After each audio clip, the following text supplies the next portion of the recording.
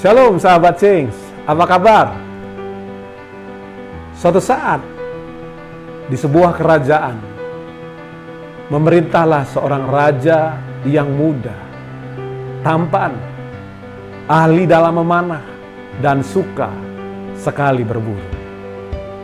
Raja ini memiliki seorang penasehat yang bernama Bonar. Bonarlah yang melatih raja menjadi seorang yang ahli dalam memanah dan memiliki hobi dalam berburu.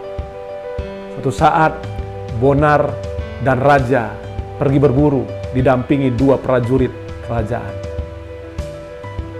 Suatu saat ketika mereka ada di hutan, raja memacu kudanya dengan kencang sekali. Bonar dan kedua prajurit kerajaan mengikuti dari belakang. Tanpa sengaja, kaki kuda yang ditunggangi raja terpelecok, membuat kuda tersebut terjatuh, dan raja pun terjatuh bersama kudanya. Tanpa disengaja juga, pisau yang ada di pinggang sang raja mengenai jari telunjuk tangan kanan dari raja, yang mengakibatkan jari telunjuk tersebut terputus. Dan karena kejadian itu, raja meraung-raung, berteriak-teriak, nangis kesakitan, dan tidak terima jari telunjuknya terputus dari tangannya. Bonar menjumpai raja dan menanyakan keadaan raja. Raja menunjukkan tangan yang penuh darah dan jarinya yang terputus. Dan raja meraung-raung, menangis-nangis di hadapan Bonar. Dan Bonar berkata kepada raja, "Tuanku raja, saya minta maaf. Tidak ada gunanya tuanku raja meraung-raung, menangis dengan keras. Yang paduka raja harus lakukan adalah menerima kenyataan ini dan bersyukur." Mendengar apa yang disampaikan Bonar, raja marah sekali dan berkata, "Bonar, kamu kurang ajar. Saya sedang kehilangan jari dan merasakan sakit yang begitu rupa. Kau suruh saya bersyukur." Dan raja berkata kepada kedua prajuritnya, "Prajurit, tangkap Bonar, masukkan ke dalam penjara." Singkat cerita, Bonar dimasukkan dalam penjara. Beberapa waktu setelah Bonar dimasukkan dalam penjara, raja menunjuk pengganti Bonar yang bernama Ucok untuk menjadi penasehat kerajaan.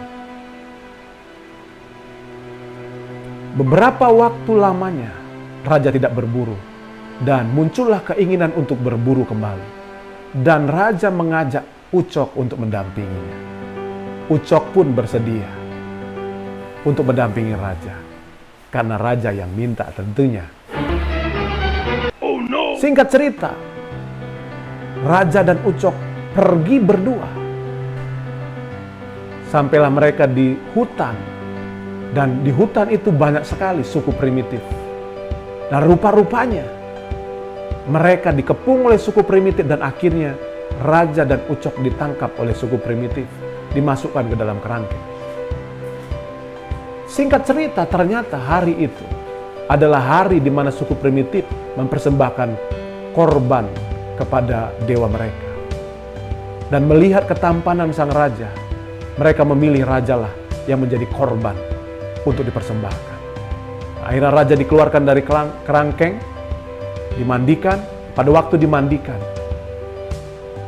suku primitif menemukan jari telunjuk raja terputus. Jadi raja cacat. Dan akhirnya dia melaporkannya kepada pimpinan suku primitif tersebut. Dan akhirnya pimpinan suku primitif memutuskan raja tidak layak dipersembahkan. Jadi raja dilepaskan, dan raja bergegas kembali ke kerajaan, dan Ucoklah yang menggantikan raja untuk jadi korban kepada dewa suku primitif tersebut.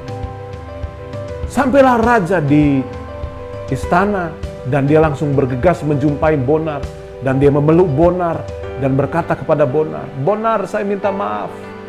Saya telah berlaku tidak adil menghukum engkau untuk suatu kesalahan yang kau tidak lakukan."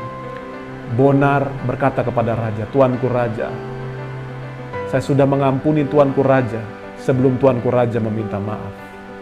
Tapi tuanku raja, bolehkah cerita, kenapa tuanku raja tiba-tiba datang meminta maaf kepada saya?" Lalu raja menceritakan apa yang dialaminya di hutan bersama dengan suku primitif. Dan Bonar bertanya, "Bagaimana keadaan Ucok?" Dan raja berkata, "Ucoklah yang dikorbankan menggantikan saya." Dan langsung Bonar sujud menyembah raja dan berkata, "Tuanku raja, terima kasih karena tuanku raja telah masukkan saya ke penjara. Karena kalau tidak tuanku raja masukkan saya penjara, mungkin sayalah yang menjadi korban dari suku primitif tersebut, karena sayalah yang akan menemani raja pergi berburu." Nah, dari cerita ini, sahabat sih, saya ingin menyampaikan bahwa dalam setiap kejadian yang terjadi dalam hidup kita, ada Tuhan di sana. Untuk apa? Mendatangkan kebaikan bagi kita, orang-orang percaya dan mengasihi Dia. Karena itu saya ingat apa yang dikatakan Paulus kepada jemaat Tuhan yang ada di Tesalonika pada waktu itu. 1 Tesalonika 5 ayat 18, mengucap syukurlah. Perhatikan ini. Dalam segala hal. Jadi mengucap syukur, Alkitab suruh. Di dalam segala hal. Di dalam segala perkara. Sebab itulah yang dikehendaki Allah di dalam Kristus Yesus bagi kamu. Ucap syukurlah dalam semua keadaan. Baik itu enak, baik itu tidak enak. Baik itu menyenangkan, maupun itu tidak menyenangkan. Karena apa? Itu kehendak Tuhan. Itu perintah Tuhan. Dan Tuhan turut bekerja mendatangkan kebaikan. Sahabat Saints, jadilah pribadi yang mengucap syukur dalam segala hal. Change mind, change life. Tuhan Yesus memberkati.